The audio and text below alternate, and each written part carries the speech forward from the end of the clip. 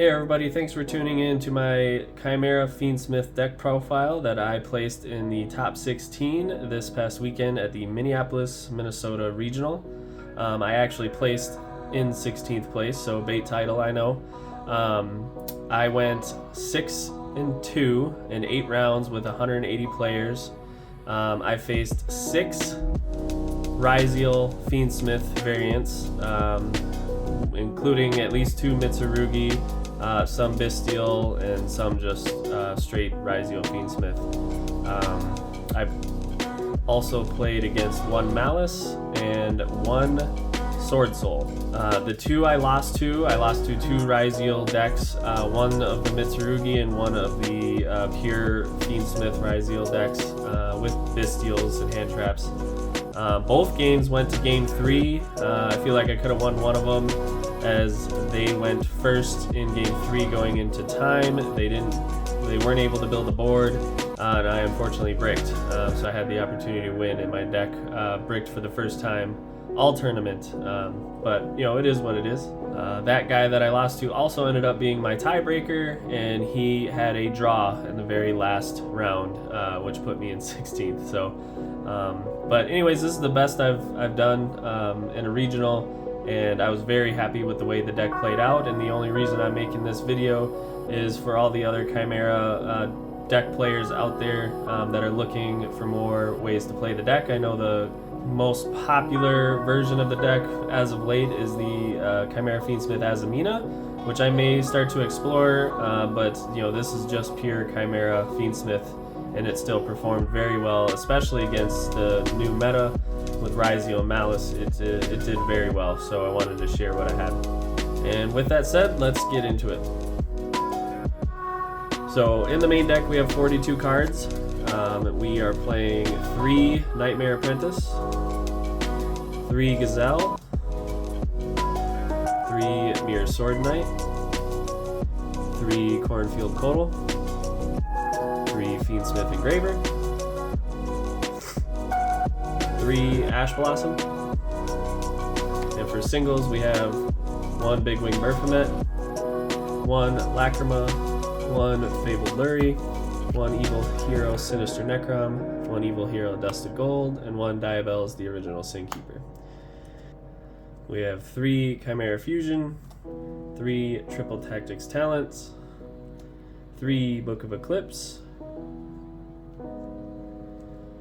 3 Super Poly, and then for the singles we play 1 Fiendsmith Tract, 1 Dark Fusion, 1 Called by the Grave, and then to finish it off with our traps, we have 3 copies of Infinite Impermanence.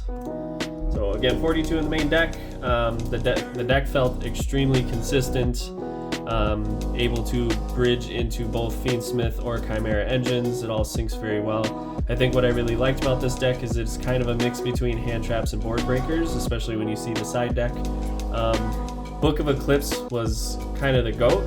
Ryzeal has a hard time playing against this card. It's easy to break their board, and the best thing about this card is you can play it on your turn or their turn.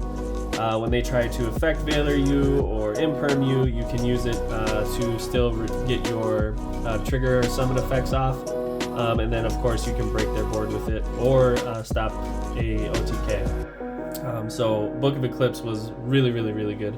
Triple Tactics Talent, with how heavy the hand traps are, I was almost always able to activate it.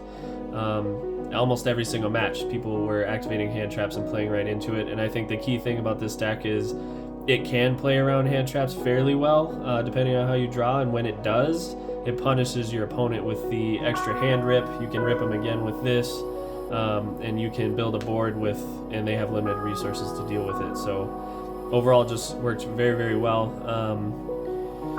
The only thing I think I would change is, in the current format, I don't think Super Poly is very good against Ryzeal unless they go full combo and go all out.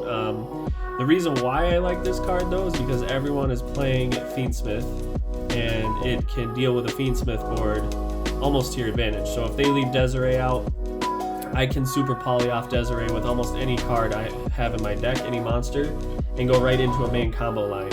So if I have a Mirror Sword Knight, or really, again, any of them, normal summon, Super Poly away Desiree, my guy, go into the Chimera fusion line and start comboing off that way. So it was really useful for that, but to be honest, I didn't even really get to see it often, and I was always siding it out. I think I sided it out every single match except against Maliss. In Maliss, it actually came in clutch. They played through my entire hand until all I had left was 2 monsters on board. I think it was a Apprentice and a Gazelle, so I didn't have a whole lot to do with it. I had a Super Poly. After they played through everything else, my Fiendsmith line was in the graveyard. They ashed it. So last ditch effort, I Super Poly'd my 2 monsters into a Baphomet. They had no response, and so Baphomet sent Fiendsmith Engraver, and I was able to go into full combo right at the end of them using everything they had. So it did come in clutch against Maliss, but against Ryzeal, not that great, but still useful against the Fiendsmith part of it. So that is it for the main deck. We'll clear this out and go into the extra deck next. Alright, next we have the extra deck, pretty much all one-ofs. We have 1 copy of Guardian Chimera. Didn't come up too much, but he's just too good to not have. 1 copy of Chimera, the King of Phantom Beasts. 1 copy of Baphomet, the Mythical King of Phantom Beasts. 1 copy of Chimera, the Illusion Beast. We got 1 Mud Dragon, 1 Garura, 1 Magnum the Reliever, 1 Necroquip, 1 Desiree, 1 Requiem, 1 Sequence, 1 Little Knight, 1 Chaos Angel, 1 Evil Zor Lars, and 1 DDD Wave High King Caesar. Overall, the extra deck was pretty good too. Again, it's extremely tight with all the one-ofs. I really would have liked to run 1 more copy of Burf. I think it came up maybe 1 time. So if you play your cards in sequence right, you can get away with just these 2. But if you misplay something or your opponent has everything they need, it can really affect your crackback. So if I could fit in another one of those, I would. If you take out the Super Poly, I was probably thinking about swapping that out for Fualos. In that case, that frees up 2 more extra deck spaces here. Everything else is good. Magnum the Reliever can be really clutching sometimes, but I don't think I maybe summoned him 1 time during the entire tournament. Otherwise, there's always better options to go into. Usually when I have to go into him, it's not in a good situation, and he usually isn't enough to help make it any better. Chaos Angel is goated. Full light dark Chaos Angel is a big problem for everyone to deal with. Evil Zor Lars and Wave High King Caesar were probably the 2 of the most common cards I went to. It's part of the main end board of this deck, and can set up a near unbreakable board, and I'll show you what that end board looks like after this. But yeah, the only things I'd really change here is maybe try to fit in 1 more of these, and if you get rid of Super Poly, you can clear up 2 space here. If I did, I'd probably go Muckracker, Cross Sheet, like the other variants of this build without Azamina. Alright, next we'll go into the side. Alright, in the side, honestly, Minneapolis regionals tend to have a ton of rogue decks, and you really just don't know what you're going to run into, so I try to have a variety of things to cover a lot of bases. But anyways, we ran 2 copies of Cosmic Cyclone, 1 Feather Duster, 3 Triple Tactics Thrust package with 3 evenly matched. We played 1 Dimensional Barrier, 1 Tikaboo, 1 Simul Archfiends, and then 3 Ghost Sister and Spooky Dogwood. Almost every single regional I go to at least 1 to 2 time matches, so I threw this in here. Simul Archfiend is good against link decks that do a lot of link climbing, but honestly I didn't run into a ton of that, so this was cuttable, but in situations it can be really good against link decks. Tikaboo was awesome, D-Barrier is awesome, Evenly Matched was probably, Evenly Matched and Thrust were easily the best cards of the side deck. They were going in. Thrust was going first or second after game 1 every single time. It's too good with all the hand traps. You can search almost whatever you need. And then obviously going second, you can use it to search into Evenly Matched or Duster, or even going first, you could use it to search into D-Barrier, which was clutch. So yeah, honestly, I was pretty happy with the side deck. I almost never put in Cosmic Cyclone, but I didn't run into a lot of back heavy decks and back row heavy decks. That's what this was in here for. But yeah, everything else, it worked fairly well. So yeah, that's that. So this is what a typical end board looks like. It doesn't look like a lot, but trust me, there's a lot. At this point, we hand rip the opponent if we played through any hand traps, which is very easy to do in this deck.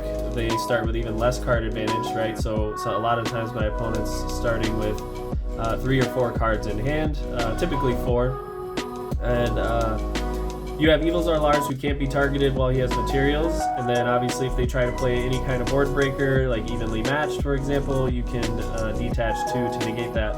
But typically what I would do is at the start of draw phase, if they don't have anything, right away we're going to banish Chimera and target the Diabels and special summon Diabels. Now we added another layer, so they have to set every spell and trap before they can activate it, and then you have the ability when they set a card to pop. You would use this to negate a board breaker or a potential big play. Hopefully High Wave King Caesar can negate at least 1, hopefully 2 special summons. And then you can use the pop. Typically I like to pop the Lars once I've used his materials. If you don't have that chance before you've used him, I will sometimes either pop my set or pop her. In this situation I would either pop Lars or I'd pop herself to do that. Now a lot of people will also bait the first spell that they set is the one that they hope you use the pop on, so often I will not pop the very first set unless it's like a field spell or something that I know I want to get rid of, and then I'll let the first one go through. Typically if you haven't used Lars, you can negate that first one if it's not bait, and then the second one I'll usually go through to pop because I'm 9 times out of 10 that's the one they didn't want me to pop. We'll pop that one. We'll pop Lars. And then now, at this point, you can banish Birth, targeting Chimera, put Chimera back on board, and now we've activated both of our Kodal and our Mirror Sword Knight in the grave for an additional target negate and monster negate. And we still have High Wave King Caesar, special summon negate. We still have an imperm or a potential hand trap. It's a lot to play through, and 9 times out of 10 they can't play through it. With just what you saw there was what 1, 2, 3, 4 for Lars, and then when you put Chimera on the board, that's 5 and 6 for Kodal and Sword Knight, and then if you have a hand trap or imperm like this, that's 7 interruptions, 7 negates / interruptions. It's a lot to play through when you start the turn with 4 cards, 3 to 4 cards. And even if they do, you have lots of follow-up next turn. You can get your Chimera Fusion back most of the time. I could banish Evil Hero Sinister to get out a Dusted Gold. I can bring back Engraver and go with that. Like, there's still plenty to play next turn. If you have a starter in your hand still, you can literally go through more combos as well. So yeah, that's basically it. Like I said, the only thing I may change in this is maybe swap out the Super Polys for like a Fualos. I also considered putting the Fiendsmith Paradise trap card in the deck for Lacrima.